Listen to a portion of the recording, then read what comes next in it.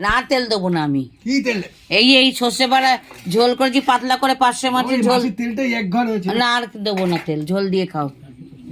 মঙ্গলু ভালো লাগছে খেতে? আরে আমার তো পোস্তা নেই, আমি কি খাবো? ও পোস্তর কথা বলছে মঙ্গলু।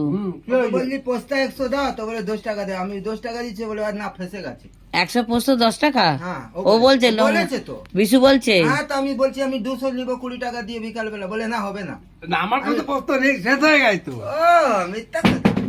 আমার দাম পোস্ত বেড়ে শেষ হয়ে গেছে, গেছে না, মিথ্যা কথা। পোস্ত শেষ হয়ে গেছে না। তুই হাডাক করে বলে দিয়েছিস হ্যাঁ। তো কম দাম, এইবারে তো লস হয়ে যাবে। আমি তো নিতে গেছি। আমাকে পোস্ত শেষ হয়ে গেছে তো, আমি হ্যাঁ, তো দেবো না, পোস্তা শেষের কথা না, ফেসে গেছিস না। না বলে। বলো 100 পোস্ত কখনো 10 টাকা হয়? আমি জানি না, আমি কি বাজার হাট করি না। আমি তো 200 নিব 20 টাকা দিয়ে। আমার কি? ঠিক আছে, আমার তো দরকার, বাড়িতে লাগবে বলবে আমার। বিশুকে বলবে না, যাওয়ার ও সময়। দিবে না বলছে তো, ফেসে গেছে বলে। পোস্ত নেই তো দেবো কালি। এই দেখ, ড্রামা করিস না বাবা। জামা না, না, না, না, না, না, এই জামার কি মাত্র- আছে? এই মাত্র তুই বললি, আর এই মাত্র নন্দীর দোকান উঠাবে পোস্তের জন্য।